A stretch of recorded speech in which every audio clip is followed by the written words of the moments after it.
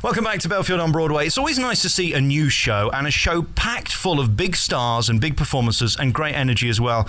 And last night it was lovely to see Michele Mais. How are you? I'm great, thank you. I've got a thing for you, but I'll talk to you about that in a minute. And also Molina, how are you? I'm great, thanks for coming. You're far more attractive in real life than you are in this show. They don't glam you up, do they? I get that a lot. Unfortunately, I am one of the unattractive girls in the show, playing the hippie activist with the huge glasses and the hair up in the ponytail and the oversized hippie dress. And unfortunately, I have to, accept that role. But I do double as a stripper in a couple of the scenes, so I do get to show a sexy side too. But I often get that when I leave the stage door.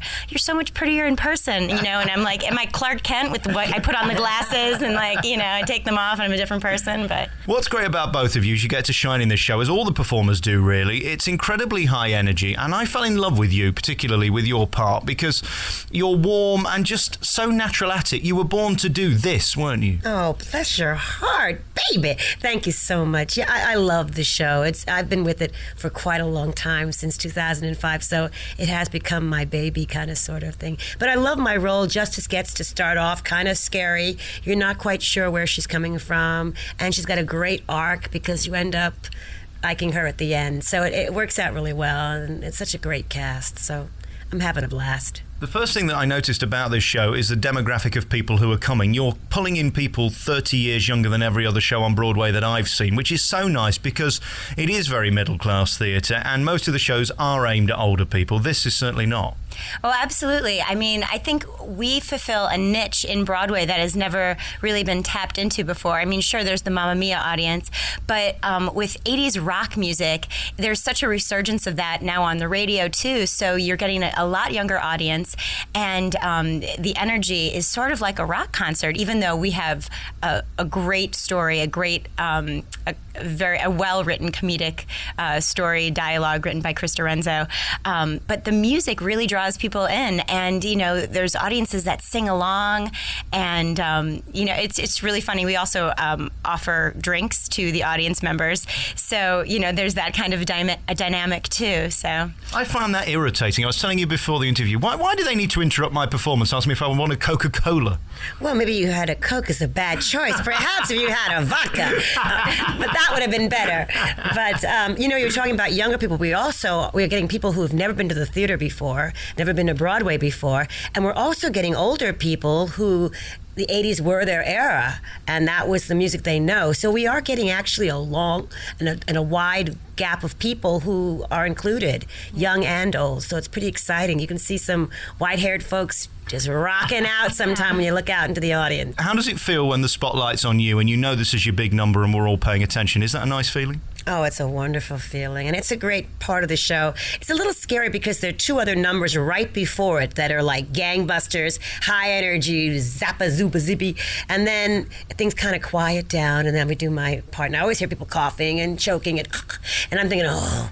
But in reality, it's just they're getting settled and listening, and so it's a very powerful moment in the show. So I'm very excited to be singing a little Poison number, Every Rose Has Its Thorn, and it's just a great song. I love it. Do you really have to try to sing, or does it just happen? Well, it's so ironic because right now we're changing seasons, and the spring is coming. I don't know if you noticed, it's just been gorgeous out, and along with the glorious sunshine also come all sorts of new allergies in the air, and so the whole cast backstage, all sorts of wonderful phlegm and stuff is happening. So it's a bit of a special time right now, and we're all kind of getting over the winter blahs and welcoming the summer. But there are a few little irritants in the air. So I must say I was concentrating a little bit more singing-wise lately than normally. But I do think a lot of it's heart connected, and it's such a wonderful moment that I do feel like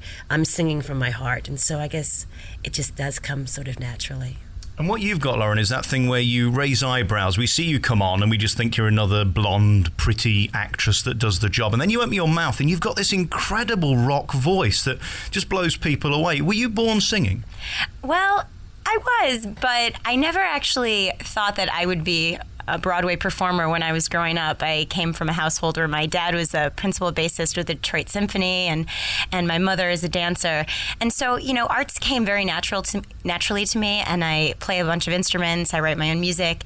And, I was always involved in the plays and musicals at school, but until college, I always thought that I would be a doctor or a journalist or a psychologist.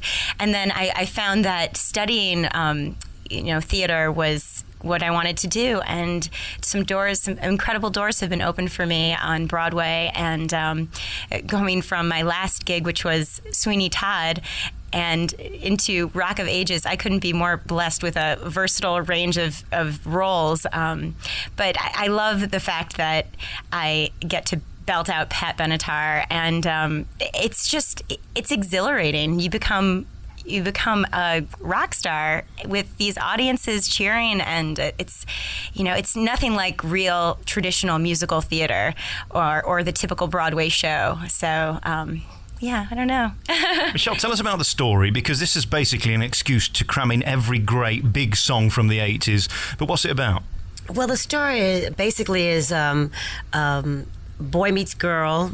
It's their dreams coming true. Is a rocker who wants to write and perform, and a young woman who wants to be an actress, and they meet in Hollywood, and they go through some good times and some bad times, some plot twists. I don't want to give too much away because we want people to come see it. But let's just say through many interesting happenings, it all ends up pretty well. Mm-hmm. But I mean, it's a fun story. I mean, it's not rocket science, let's face it, but it is an amazing story that brings people so much joy. I got to tell you, when people leave the theater, they are on such a high. They're so excited. They're so happy. And in these days where things are kind of rough, finances are hard, the world is a little murky, for people to come in, sit down, and then 2 hours later come out smiling and feeling exhilarated and renewed and really genuinely happy is truly a blessing. Do you know what I mean? I feel very honored to be able to do that for people, and it's an exhilarating experience too, and very, very enjoyable. I think truly the adrenaline kicks in, and the audience response is a huge element to kind of build you up. But I think it's very important as a performer to take care of yourself and to drink your throat coat tea and just to keep yourself hydrated, and to try to get as much sleep as you can and rest when you're not on stage. And I don't follow that as much as I should, but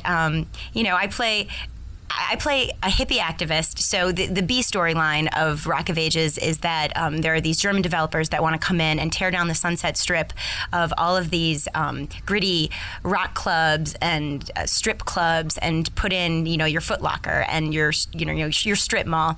And I play the city planner who gets fired by the mayor, who starts a revolution to save the Sunset Strip. So it truly it truly takes everything in my power, down to my toes, conjuring up as much energy as I can to scream every night.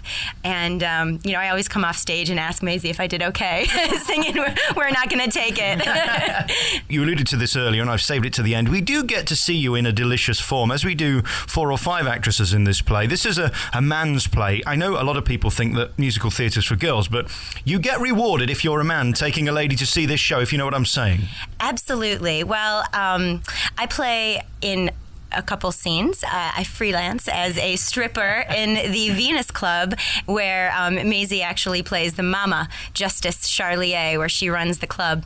And we dance to Shadows of the Night, Harden My Heart, Any Way You Want It, in little bras and panties, and high-heeled boots and fishnets. Serious boots. Yes. I mean, these costumes, it's funny because off-Broadway, actually, I put on my costume, and I was in shock because they actually handed me a little pink thong to put on, and I was like, you really...